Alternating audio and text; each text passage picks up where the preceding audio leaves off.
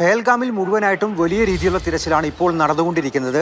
പ്രധാനമായിട്ടും ഈ തിരച്ചിൽ രംഗത്ത് മാൻഹണ്ടിലുള്ളത് ജമ്മു കാശ്മീർ പോലീസ്, അതിനൊപ്പം തന്നെ സേനയുടെ കരസേനാ വിഭാഗവുമുണ്ട്. അതിനോടൊപ്പം തന്നെ പാരാമിലിറ്ററി വിഭാഗവും ഇപ്പോൾ ഈ തിരച്ചിൽ ദൗത്യത്തിൽ പങ്കെടുക്കുന്നുണ്ട് എന്നുള്ളതാണ് നിലവിൽ അറിയാൻ സാധിക്കുന്നത്. അത് ഈ ബൈസറൻ വാലിയിൽ നിന്നും തുടങ്ങി പെഹൽഗാമിലേക്ക് വ്യാപിപ്പിച്ച് പിന്നീട് ജമ്മു കാശ്മീരിൻ്റെ അതിർത്തി മേഖലകളിലേക്കും പൂഞ്ച്, ബാരാമുള്ള അടക്കമുള്ള മേഖലകളിൽ ഇത്തരത്തിലുള്ള ഭീകരർക്ക് വേണ്ടി വലിയ ഒരു മാൻഹണ്ട് തന്നെയാണ്, തിരച്ചിൽ തന്നെയാണ് നടന്നുകൊണ്ടിരിക്കുന്നത്. ഒപ്പം തന്നെ ബാരാമുള്ളയിൽ നിന്നും അതുപോലെ ഈ ബൈസറൻ വാലിയിൽ നിന്നും പഹൽഗാമിൽ നിന്നും പോകുന്ന അല്ലെങ്കിൽ കടന്നു വരുന്ന ഓരോ വാഹനങ്ങളും കൃത്യമായി പരിശോധിച്ചു കൊണ്ടിരിക്കുകയാണ്.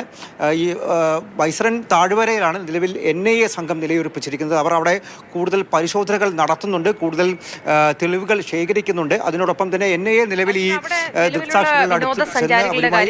മരിച്ചവരുടെ ബന്ധുക്കൾ അവരെയൊക്കെ നാട്ടിലേക്ക് എത്തിക്കാൻ ഉള്ള നടപടികൾ എന്താണ്? മറ്റ് വിനോദസഞ്ചാരികൾ അവിടെ ഇപ്പോൾ കർഫ്യൂ ആയതുകൊണ്ട് തന്നെ പെട്ടുകിടക്കുന്നു എന്ന് വേണമെങ്കിൽ നമുക്ക് പറയാം.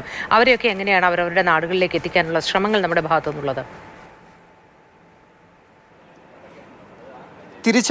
തിരിച്ചു വരാൻ ആഗ്രഹിക്കുന്ന എല്ലാവരെയും സുരക്ഷിതരായി വിമാനങ്ങളിൽ തന്നെ കൊണ്ടുവരാൻ വേണ്ടിയിട്ടുള്ള നടപടി കേന്ദ്ര സർക്കാർ ആരംഭിച്ചിട്ടുണ്ട്. പ്രത്യേകമായുള്ള 6 വിമാനങ്ങൾ ആദ്യഘട്ടത്തിൽ ഇപ്പോൾ സജ്ജീകരിച്ചിട്ടുണ്ട്. അതിൽ ആദ്യ വിമാനം പുറപ്പെട്ട് ഇതിനോടകം ഡൽഹിയിൽ ലാൻഡ് ചെയ്തിട്ടുണ്ട് എന്നുള്ളതാണ് നിലവിൽ നമുക്ക് ലഭിക്കുന്ന വിവരം. അതായത് ഈ വിനയ് നർവാൾ, അതുപോലെ മലയാളിയായിട്ടുള്ള N രാമചന്ദ്രൻ, ബിദൽ അധികാരി, ദിനേശ് അഗർവാൾ, നീരജ് ഉദ്വാനി, ഈ 5 പേരുടെയും മൃതശരീരവും അതുപോലെ തന്നെ ബന്ധുക്കളും മറ്റ് ആളുകളും അവിടെ അകപ്പെട്ട ആളുകളെയും വഹിച്ചുകൊണ്ടുള്ള ആദ്യ വിമാനം 11:30 തന്നെ ശ്രീനഗറിൽ നിന്നും പുറപ്പെട്ടിരുന്നു.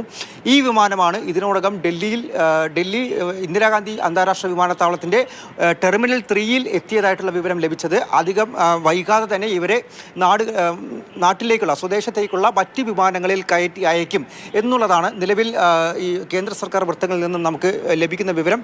ഇവിടെ നോർക്കയിൽ നിന്നും അതുപോലെ തന്നെ കേരള ഹൗസിൽ നിന്നും ലഭ്യമായ വിവരം അനുസരിച്ച് മലയാളി കുടുംബത്തെ വൈകിട്ട് 4:20 എയർ ഇന്ത്യ വിമാനത്തിലാണ് അയക്കുന്നത്. അത് വൈകിട്ട് 7:30 തന്നെ കൊച്ചി അന്താരാഷ്ട്ര വിമാനത്താവളത്തിലും എത്തിച്ചേരും.